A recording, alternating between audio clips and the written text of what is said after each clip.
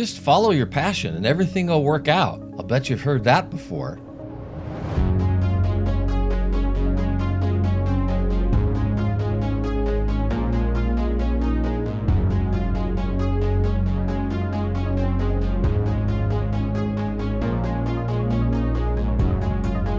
The voices advising people to follow their passion are everywhere. Unfortunately, there's not very much advice, proven advice, on actually how to do that. Solving that problem is one of the reasons why I started this YouTube channel, and it's certainly one of the reasons behind this video in particular. In this video, we're going to take a good look at interests and passions, what they are, how they relate to one another, and how you use them to find work that you love, work that you're great at doing, and where you can optimize the value you create for yourself and for others. If you're interested, more detailed guidance and information on these topics is available in my ebook titled How to Crush That Career Thing. This ebook is available via link in the description below and on my website at SFC-SUITE.com. Interests can attract us for a variety of different reasons.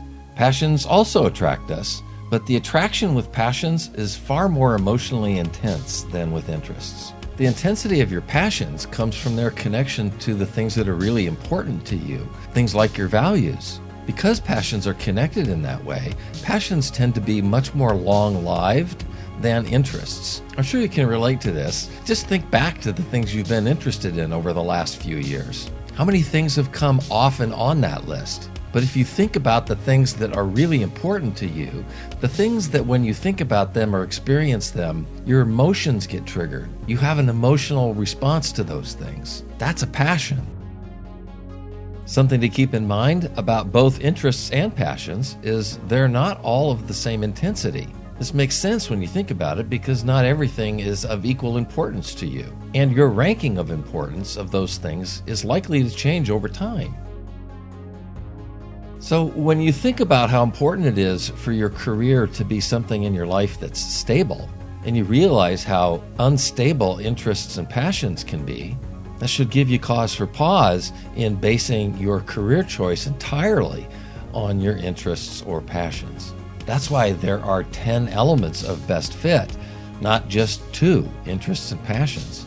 Interests and passions play a role in determining your best fit. But none of us would want to determine our career direction just based on an interest or our passions. Yet, passion is one of the most important elements in determining your best fit for your career. And why do I say that? Because without passion, without that emotional drive for you to stick with it when the going gets rough, because you're really committed to that thing, without that, you'd never become great at anything. I make that claim based on what neuroscience tells us about how we build skill. Think about the first time you threw a baseball, or first jumped in the water to learn how to swim, or any other thing that you did for the first time. You probably were not very good at it, even if you've got great talent. But you know what? If you keep at it, if you work hard, you get better. And that's true for all of us or any skill that we want to develop. We have to work at it. Not all interests and passions are vocationally viable. So what I mean by that is that not all of your interests and passions are going to be suitable to base your career upon.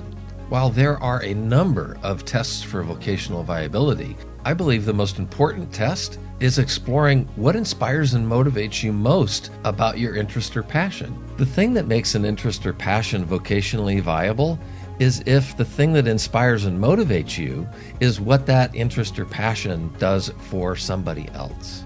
I say that because we're talking about making your living, and if you're not creating value for other people, then who's going to pay you to do what it is you want to do?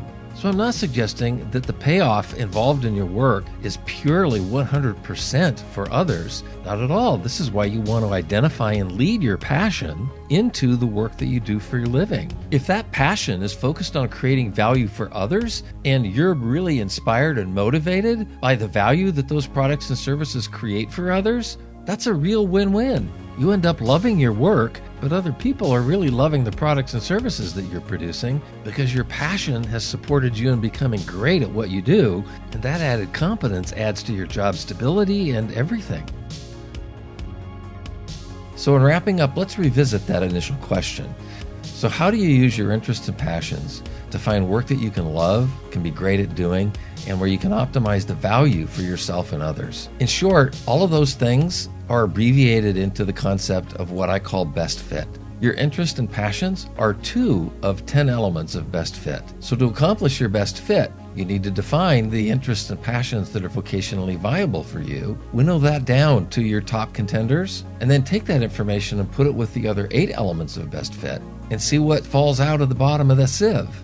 So you see, using these 10 elements of best fit, it's like using sieves to sift things out. You start out with the real coarse stuff at the top, and by the time you get down to the bottom, you have a lot less material, i.e. a lot less information in this case, because you've narrowed everything down to a handful or less of opportunities for your best fit. I like to say it's reducing the ocean of career possibilities down to a glass of water that you can easily drink. It's easy to manage. Interests and passions are really important to the process because they give you a sense of where you're going to be naturally inspired and motivated to become great at whatever the work is that you choose to do.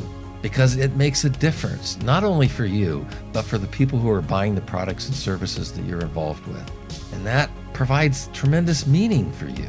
And if you have meaning in your work, you have greater fulfillment in your work.